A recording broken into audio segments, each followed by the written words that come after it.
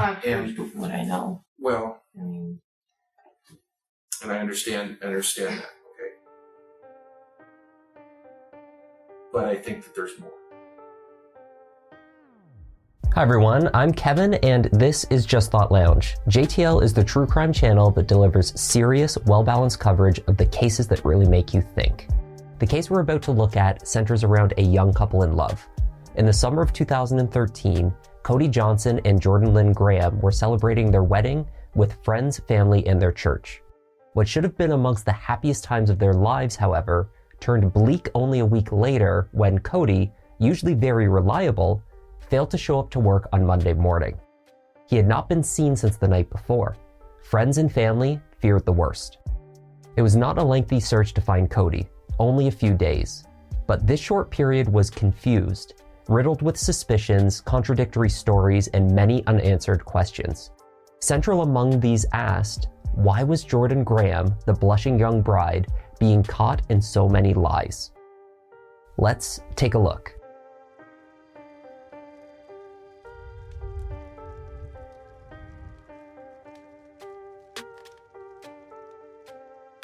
Kalispell, Montana is in the northwest of the state and serves as a kind of gateway to Glacier National Park. The area is characterized by mountainous peaks, alpine trails, sparkling lakes, and plenty of wildlife. It was in this picturesque setting that a young, seemingly well-intentioned couple met and began dating in autumn of 2011. Cody Johnson, a 23-year-old self-professed car fanatic, had told friends that he wanted nothing more than to meet a good church girl, marry, and have a family. The stars seemed to align for Cody when, in October, after leaving church on a Sunday night, he laid eyes on 19-year-old Jordan Lynn Graham. Jordan was everything that Cody had hoped to find in a future wife, and he quickly fell head over heels. According to friends, Jordan was far more reserved and socially introverted compared to the popular, talkative, and outgoing Cody. It made for a stark contrast. But as the relationship progressed, gracious friends of theirs remarked that the two made for a balanced pair. The difference in their personalities complemented each other. To many others close to Cody, however, it was just an odd match. One in which Cody appeared to be love-struck, while Jordan seemed, at times, simply indifferent. Despite this, Jordan's stated intentions were clear. She told a close friend that all she wanted was to meet a nice guy, get married. I want to be a stay-at-home mom and just have my family. Cody was working for Nomad Global Communication Services, an IT services company. After a short time, he had saved up enough money for an engagement ring. He proposed in December 2012, Jordan joyfully accepted, and they set their wedding date for late June of the next year. When Cody told me that he was going to propose to Jordan, I wasn't real supportive of it because I didn't feel like they had a strong relationship. He said basically this is what he wanted to do. He wanted our support, but I did have conversation with him saying that I think he should, reconsider. The wedding was held at Woodland Park in Kalispell and well attended by extended family, friends, and their church community. At 21 years old, Jordan was taking the plunge into a new life, and emotions were running high. Wedding guests reported that Jordan sobbed her way down the aisle. At the reception, Kimberly Martinez, the maid of honor, toasted the new couple. The best thing possible happened, and I'm so happy for you two. I really got to know her, and I'm just amazed at the person she is. Jordan had arranged for a songwriter in California to write a special song for her husband. It played for their first dance as a married couple.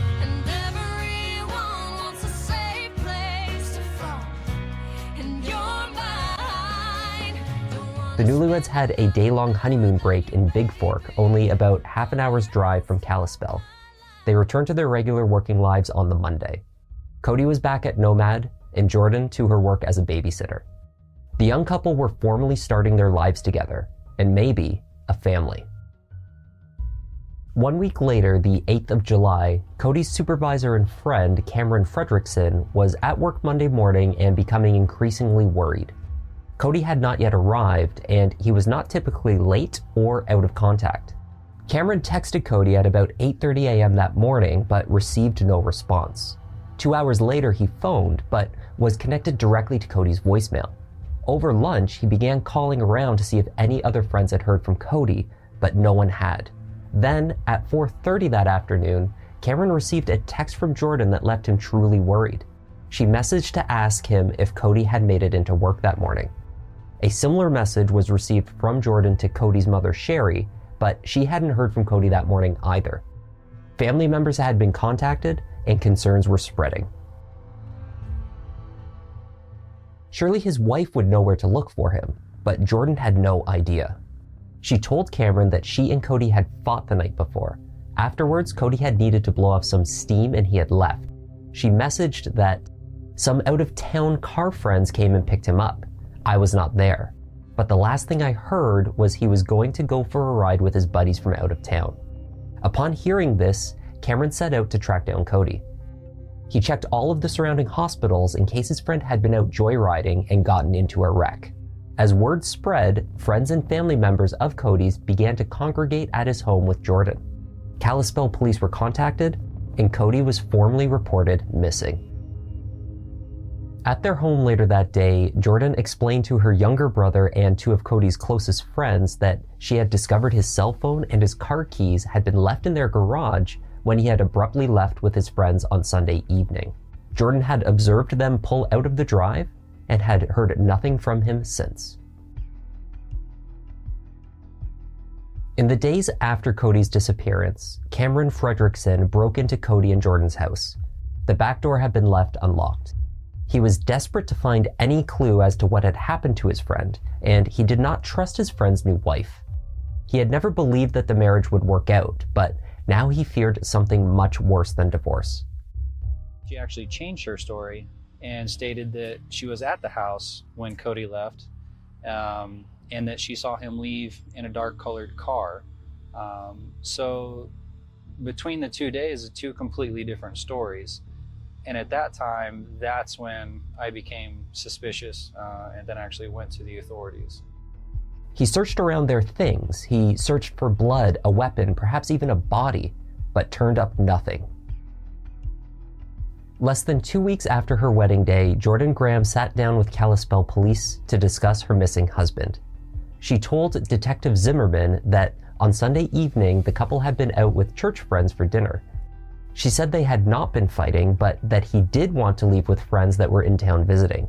They left on a joyride, and she suggested a few locations where they may have gone, including Hungry Horse Dam or perhaps Glacier National Park. What's going on as far as where he might have gone or who he might be with? Well, I got a message saying that he was going to go for a ride with some of his out-of-town buddies that were visiting. But he always told me this one thing is when his friends came to visit, he would take them to Glacier Park, Plains, or the Hungry Horse Dam.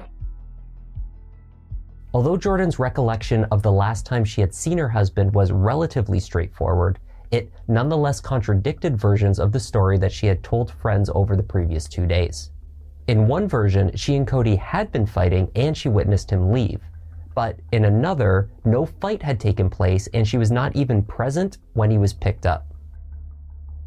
In still another version of events, Jordan told a friend that she had in fact followed the dark mystery vehicle with Cody inside and tracked them to Hungry Horse Reservoir, where she had unfortunately lost track of them and returned home. Other information that I've already gathered, okay? Mm-hmm. And I've spoke to a few people, and it's important that I know that you're telling me the truth on things. Here's what I know. Well, I mean, and I understand that, okay? But I think that there's more. Jordan further offered that on that evening, Cody had received a call on his cell phone that had made him quite upset. She guessed based on his response that the call must have been from a friend of his called Jose, who apparently owed him quite a bit of money. I don't know anything more. Kalispell Police Detective Zimmerman promptly tracked down Cody's buddy, Jose, and eliminated him as a suspect. Meanwhile, a Detective Clark, who had also taken part in Jordan's interview, was out walking his dog. Clark was a neighbor of the newlyweds, and his route often took him past their house. He was walking past when he reportedly noticed something odd in the trash can sitting outside. He subsequently took the full can back to his garage and dumped out the contents. What he found was unsettling. Love letters, teddy bears, valentines, and parts of a wedding dress spilled out onto the floor. The wedding shawl that Jordan had worn to bury Cody only days before also spilled out with the rest of the rubbish. Clark took photos of the contents and then packed it all back up and dragged it back to where he had found it. The next day, July 10th, Jordan visited a friend and told her about an email she had received the night before. It had been sent by a friend of Cody's, a friend named Tony. This car buddy of her husband wrote, "There is no bother in looking for Cody anymore. He is gone." He wrote that Cody got out of the car and went for a little hike, and they, her husband's other out-of-town friends, are positive he fell and he is dead, Jordan. I don't know who the guys were, but they took off. So call off the missing person report. Cody is gone for sure. To a different friend, Jordan claimed that this email stated generally that if the authorities were no longer involved, Cody would return home. After prompting, Jordan was convinced to bring a copy of this email to the police. She arrived at the station with her mother for support. In response to the email, the detective said, "It's a bit sketchy." I got an email this morning from some guy, all it said was Tony. Sounds kind of sketchy. Yeah. Made a call or something. I don't know if he made a call. He was in the garage. And I got a text saying he was going and he left. I just want to go. Trying to cover all grounds. After speaking with the police, Jordan turned proactive. She gathered friends and family members, her maid of honor Kimberly, Cody's good friend Hannah, her little brother, and his mother Sherry, along with others, and they formed a search party. Choosing Glacier National Park as the location of interest, Jordan explained that she just had a feeling that Cody had gone there. They arrived at an area called the Loop, an extremely steep, narrow, and rocky hiking trail that overlooked a 300-foot drop and offered a spectacular view. A few of the participants felt too unsafe to navigate the area, including Sherry, who stayed behind handing out missing persons posters to park visitors. Jordan and her brother hiked the area. Over 2 days, the groups wandered the park looking for any signs of Cody. Then on day 2, climbing down the steep slope from the road and onto a cliff, Jordan looked down towards a stream hundreds of feet below. She called to her brother, "It's him!" She had, miraculously, within the 1 million acres of land that make up Glacier National Park, discovered her husband's body. Cody was recovered by park rangers who climbed down to his location with the assistance of climbing ropes and gear. A specially commissioned helicopter lifted him from the area. Cody had been face down in a stream with an 8-inch skull fracture to his forehead. His positioning suggested that he had fallen face first from the cliff above, the same one on which his new wife had stood and peered over to find him 4 days later. There was one strange item found with him, and 1 or 2 notably missing. Less than 100 yards upstream was a strip of black cloth. This cloth was in closer proximity to his body than one of his shoes, which was located 150 yards downstream from his position. No car keys were found with Cody's body, nor was his wedding ring. Jordan had known that she was likely to find her husband in that location. She told park rangers that he always said he liked to go off trails and wanted to make his own off-the-beaten path. When someone visited, he would want to take them on crazy roads or crazy hikes. He would often try to find trails on his own, be it in an off-road car or on foot. But what of her fortuitous intuition that led directly to that exact peak on the Loop? She told the ranger it was somewhere he wanted to see before he died. This statement was not ominous enough. Friends and family felt chills upon hearing this explanation. The story just did not make sense. Everyone who knew Cody knew that he was deathly scared of heights. Suspicions towards Jordan only deepened at Cody's funeral. There's no playbook for grief, but no one expected to see the young widow cheerful or chatty or openly texting on her phone throughout the service. To almost everyone who observed her behavior, the wife of 9 days did not appear to be grieving. She's the widow, and she's up front texting her little friend that she's sitting next to, and her mom and dad are in tears. I was upset about Cody's funeral, but I was furious at her. I couldn't even think about anything else but what was going on with her. Kimberly was shocked by her friend's behavior, but even worse, she believed that more had gone down leading up to Cody's death than Jordan was letting on. Jordan's text messages to her maid of honor only days after the wedding showed a marriage already at risk of falling apart. She wrote, "I cannot freaking pull myself together. I haven't stopped crying since I was there," meaning at her wedding. "I wish someone would have just straight up asked me if this is what I wanted. I can't go back and change anything. I should be happy, and I'm just not." Then she revealed the central reason for her unhappiness. After attending a baseball game, she wrote to Kimberly, "Still not sure about going home after. I just know he's gonna wanna do stuff, and I'm really not wanting to." Kimberly said that she understood that the stuff that Jordan was texting about was a reference to consummating the marriage. Jordan told her friend that she planned to confront Cody with her feelings and suggest that they get an annulment. Her last message that day read, "Oh well, I'm about to talk to him. He gets a temper fast, so I'll be freaking out. But dead serious, if you don't hear from me at all again tonight, something happened." After Cody was airlifted from the park, Jordan was invited to the police station once more. When she walked in, she expected to speak with the same police detectives that had conducted her previous interviews. Instead, she was met with the FBI. Glacier National Park is in federal jurisdiction, and the suspicious nature of Cody's death had sparked a full-scale investigation. Jordan initially reiterated a version of the same story that she had previously told local detectives. In the time between her first and third visit, however, investigators had an opportunity to check her story. At 9:17 p.m. on that Sunday night, July 7th, a surveillance camera at the entrance to Glacier National Park photographed Jordan and Cody entering the park in Cody's dark blue Audi. A higher resolution copy of this photo clearly depicted the two inside of the car. Upon being presented with this photo, her story yet again changed. They were fighting at home when the two jointly decided to take a walk in Glacier Park despite the darkness and the treacherous hiking trail. They parked at the loop and continued their dispute as they walked out into the park. I didn't want to do that trail because I was afraid he could fall, and he said I could do this with a blindfold on, and he said I could just put it on, take a step, and I wouldn't even fall. And it kept going through my head that, you are going to fall.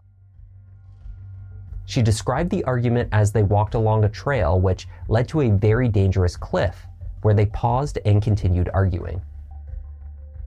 I'm feeling, should have we waited a little bit longer and then got married? I wasn't feeling like it's on cloud nine. And then we were arguing some more. He went to grab my arm or my jacket, and I said, no, I'm going to defend myself. So I kind of let go, and I pushed, and he went over. There was no planning on your part to kill Cody? No.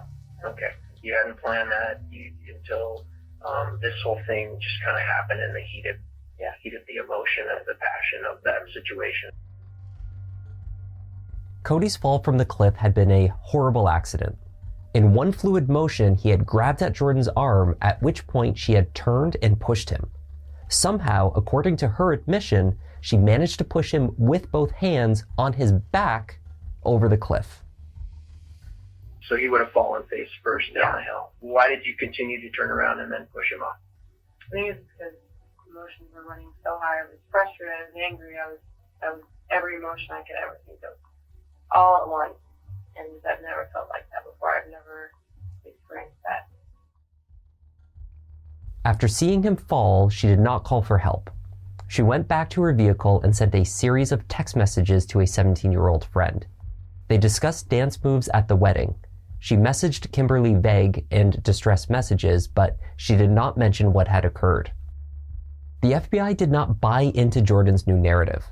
On the morning of July 10th, only a few days after the fatal trail hike, someone at Jordan's parents' house logged into the email account that sent the mystery message from Tony, the out-of-town unknown friend of Cody's.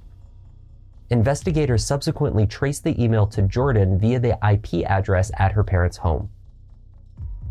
With this discovery was further proof that Jordan had intentionally sought to divert the investigation into her husband's disappearance. The FBI believed this was an extremely poorly executed attempt to cover up the murder of her husband. In December 2013, at 22 years old, Jordan Graham faced trial for first-degree murder. Prosecutors originally charged Montana newlywed Jordan Graham with second-degree murder for pushing her husband, Cody Johnson, off this cliff in Glacier National Park. But now a grand jury has added a charge of premeditated first-degree murder, which carries a minimum sentence of life in prison. Jordan's defense was that she pushed Cody during the argument, but insisted it was self-defense. She also claimed no premeditation. It happened in the heat of the moment. Her defense team painted the young bride as naive, socially awkward, overly religious, and sheltered. She was overwhelmed with the expectations of marriage, but she did not intend to harm her husband. Jordan had further laid the foundation of a defense in her messages to Kimberly in the days leading up to the murder by noting Cody's supposed temper. Despite no physical evidence that Cody had ever been abusive towards her, Jordan claimed this was the case. She attempted to paint him as controlling, and she feared him touching her.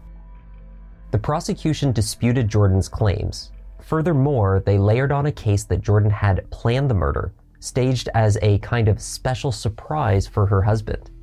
They pointed first to the ominous text messages sent to her friend Kimberly, which suggests that she wanted out of the marriage and was building up to the confrontation throughout that week. The black piece of cloth found just downstream of his body was likely used as a blindfold. In this theory, Cody was blindfolded by the cloth, led to the ledge of the cliff by the woman he had just married, and then pushed off of it. Bizarrely, Jordan herself had introduced the blindfold in her interview with the police, when she told them that Cody bragged to her about being capable of navigating the narrow path on the steep cliff blindfolded. This suggestion provided an explanation for the piece of black cloth found near to Cody's body. In chilling testimony that was closed to the public, 3 witnesses, a family member and 2 friends, told the jury that they had spoken with Cody about plans for that weekend. He had told each of them that he was unavailable that Sunday because his new wife had planned a special surprise for him. Eddie Cologne said he saw his friend Cody Johnson the day he died and asked him to go golfing. Johnson said he couldn't because Jordan said she has a surprise for me. 3 witnesses testified the same thing, including Stephen Rutledge, Graham's own stepfather, who said his new son-in-law also mentioned the surprise to him. After 4 days of testimony, closing arguments were set to commence. But at this stage, the trial was cut short. Jordan had decided to accept a plea deal, and she admitted to second-degree murder. Judge Malloy was reportedly taken aback by the decision. He asked if she comprehended what she was doing. In the next 15 minutes, you may be committing yourself to prison for the balance of your life. Jordan responded with one word: guilty. In her confession to the court, she continued to insist that it was all an accident. She had lost track of her surroundings and, not thinking, she pushed Cody in anger, sending him off the cliff. What are your hopes for going into the court hearing today? I want her to go to prison for the rest of her life. Cody was one of my best friends. He helped me build all my cars, and having one of your best friends get killed by someone that we all thought cared about him. What do you think of Jordan as a person? You guys obviously knew her, so that's She's a little off. She never really came around. I know they said before that she was sad at the funeral and all that, but I went up and I was talking at the funeral and she was straight-faced and I saw her texting on her phone the whole time and everything. The sentence was 30 years in prison with no possibility of early parole. The sentence today is going to send a message that if you kill someone and are subject to federal jurisdiction, you will be prosecuted swiftly and severely punished for your crime. Jordan appealed her 30-year sentence, arguing, amongst other things, that her plea deal meant that she should have received greater leniency for the term of her incarceration. In February 2016, her appeal process came to an end, with the final court upholding the original sentencing decision. Jordan is currently serving her sentence in a federal prison in Alabama. Why did she do it? If she didn't love him, why did she get married? Why did she say yes to the proposal? That's still the question in my mind to this day, is why. And that was the sad story of Cody Johnson and the case against his new bride, Jordan Lynn Graham.